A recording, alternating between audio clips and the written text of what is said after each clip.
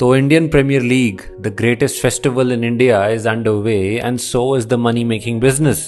BCCI की income from the central broadcasting rights has surged from 8,000 crores in the first season to 16,000 crores in 2023 season. According to a report by brokerage firm Jefferies, a single IPL match now generates $16 million in broadcasting revenue, which is next only to the USA's NFL, which generates $37 million.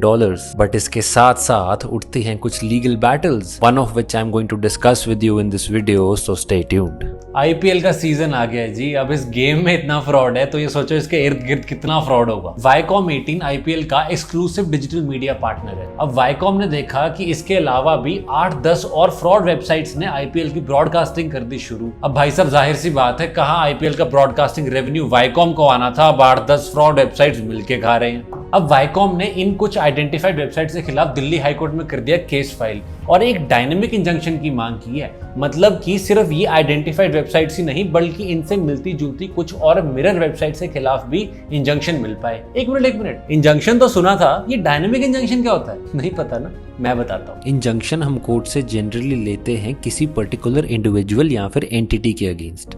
Simple.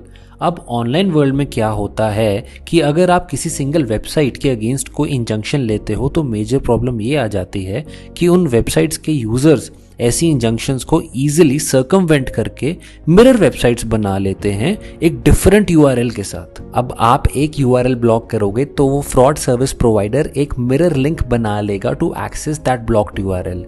यहाँ पे काम आती है dynamic injunctions, जो कि सिर्फ एक website के अगेंस्ट नहीं बट उसके मिरर वेबसाइट्स के अगेंस्ट भी अप्लाई करेगी। अब आईपीएल जियो सिनेमा के थ्रू ओटीटी पे ब्रॉडकास्ट की जाती है और इसके मिलियंस यानी कि लाखों में व्यूअर्स रहते हैं। तो अब देखो ऐसी सिचुएशन में ये अनऑथराइज्ड वेबसाइट्स ऑपरेटर्स वाईकॉम के रेवेन्यू पे एक सिग्निफिकेंट थ्रेट तो पोज करते हैं। ये सिर्फ ब्रॉडकास्टिंग राइट्स ही नहीं बट वाईकॉम की कॉपीराइट प्रोटेक्शंस को भी इन्फ्रिंज करता है। अब देखो इंजंक्शन दी जाती है दो ग्राउंड्स पे, irreparable loss and balance of convenience lies in favour of the petition. तो इस केस में हाईकोर्ट ने कहा कि दोनों ही कंडीशंस होती हैं फुलफिल, और अगर वाईकॉम के ब्रॉडकास्टिंग राइट्स और copyright infringement in unauthorized websites के द्वारा करा जाता है तो वो तुरंत ही डिपार्टमेंट ऑफ टेलीकम्युनिकेशंस और इंटरनेट सर्विस प्रोवाइडर्स को करेगा इन्फॉर्म, जो कि in turn in unauthorized websites को करेगी तुरंत ही ब्लॉक।